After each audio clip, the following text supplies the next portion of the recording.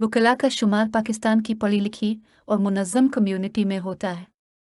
कौमी मामलात के हवाले से उनकी खिदमत काबिल तारीफ़ और लायक तहसीन है। ख़ास तौर पर मुल्क में जमहूरियत की बहाली में उनका किरदार इंतहाई अहम रहा है। दर हक़ीक़त तो कल लोगों को इंसाफ दिलाने में इंतहाई अहम किरदार अदा करते हैं।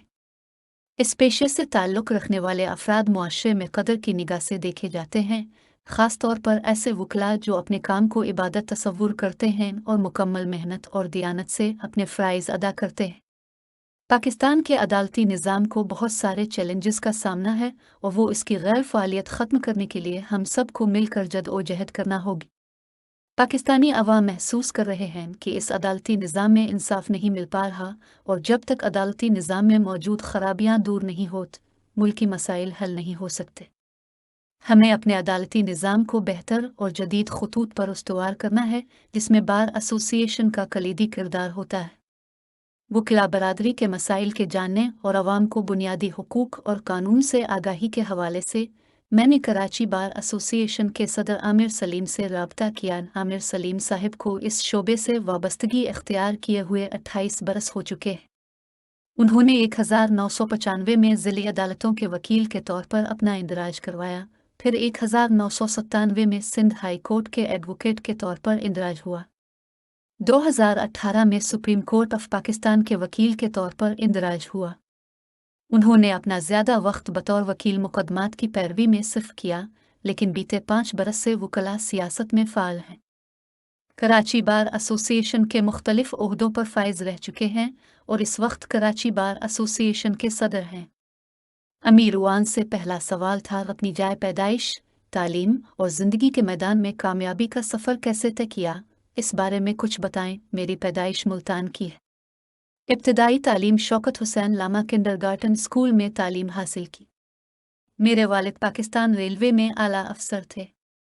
अपनी मुलाजमत के सिलसिले में उनका मुख्तलिफ शहरों में तबादला भी होता रहा, लिहाजा मैं अपने वालिदैन के हमरा पाकिस्तान के मुख्तलिफ शहरों जैसे लाहौर और सखर में भी रहा।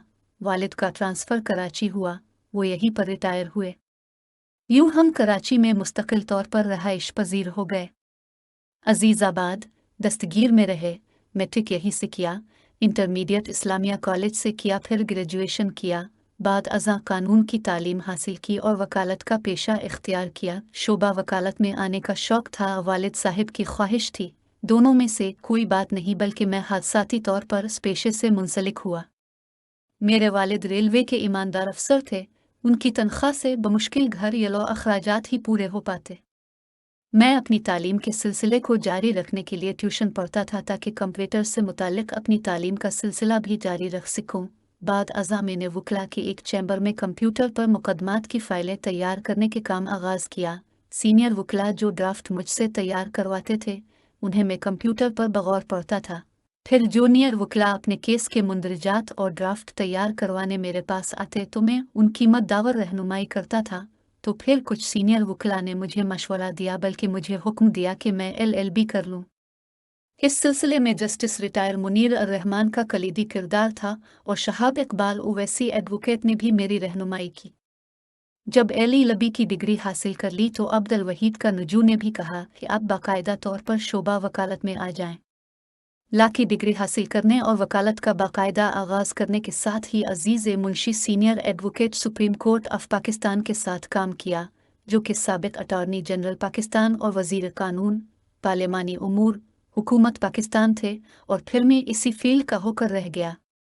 अब कराची बार एसोसिएशन सदर हैं। इंतखाबी अमल में हिस्सा लेने के पीछे किया जज्बा कार फरमा था। पहले तो मैं बार की इंतखाबी सियासत से बरसों दूर रहा हूँ, सिर्फ वकालत नहीं करता रहा, लेकिन फिर वकला को दरपेश मसाइल के हल के लिए 2018 से इंतखाबी सियासत से जड़ा। 2019 में इंतखाब में हिस्सा लिया और 600 से ज़ायद वोटों की बढ़तरी से जनरल सेक्रेटरी का ओहदा हासिल किया। इस बार सदारती उम्मीदवार था और 8 से ज़ायद वोटों की लीड से जीता। दरअसल वकलाक अपना वोट का इस्तेमाल बहुत सोच व विचार के बाद करते हैं। हमने मुंतखब होने के बाद वकला के मसाइल और उनके वेलफेयर के कामों पर खुसूसी तवज्जो मरकूज़ की। बदकिस्मती से हमसे पहले फंड्स का गलत इस्तेमाल भी किया गया। हमने फंड्स के इस्तेमाल को शफाफ बनाया। आए रोज़ घरों में काम करने वाली रिजवाना जैसी बच्चियां तशद्दुद का शिकार होती हैं, जबकि उन पर तशद्दुद करने वालों को अदालतें ज़मानत दे देती हैं। बिलाशुबा पाकिस्तान में आइन और कवानीन मौजूद हैं। हमारा अलमिया ये है कि कानून तो मौजूद होता है, लेकिन इस पर अमल दरामद नहीं होता। कानून बनाना तो आसान, लेकिन उन पर अमल दरामद करवाना इससे ज़्यादा अहम और ज़रूरी है। ये हमारी बदकिस्मती है कि हमारे निज़ाम इंसाफ में इतने सकम मौजूद हैं, किसी गरीब व नादार को इंसाफ मिलना मुमकिन नहीं है। हज की अहलिया की ज़मानत खातून होने की वजह से हुई है।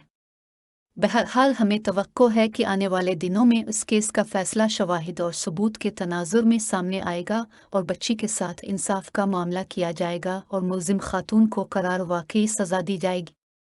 पाकिस्तान में आज तक ब्रिटिश दौर के बनाए हुए कई कवानीन राइज हैं।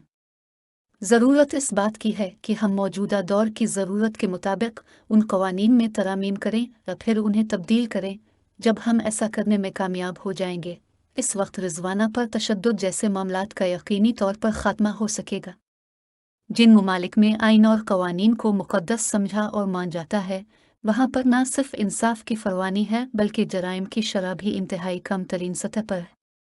हमारे यहाँ सियासतदानों का ताल्लुक ज़्यादातर जागीरदार, सनतकार और सरमायादार तबके से है, जो कि कवानीन पर अमल दरामद की राह में रुकावट बनते हैं।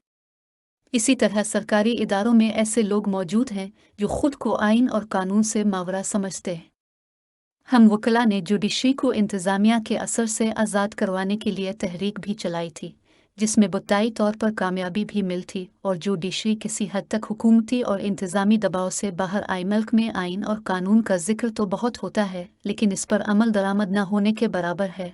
आइन दर हकीकत एक ऐसा निज़ाम है जो पूरी रियासत को चलाने का एक रोड मैप है।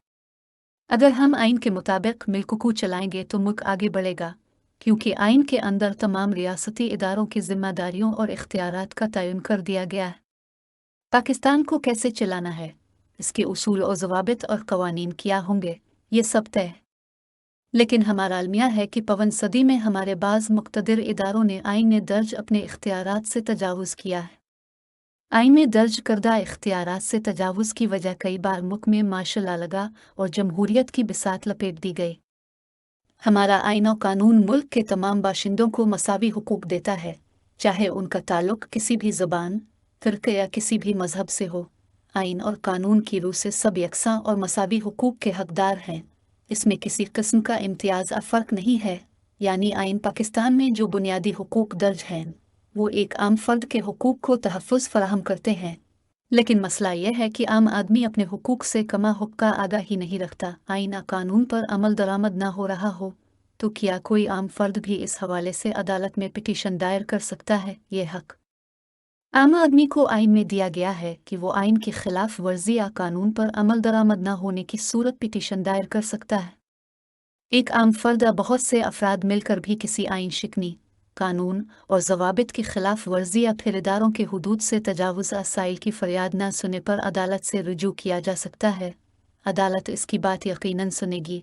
बहुत सारे अदालती फ़ैसले मौजूद हैं जो बतौर मिसाल पेश किए जा सकते हैं। क्या किसी भी वाक़या की FIR दर्ज होना मुकदमा की कामयाबी या इंसाफ की फ़हमी का सबब बन सकती है?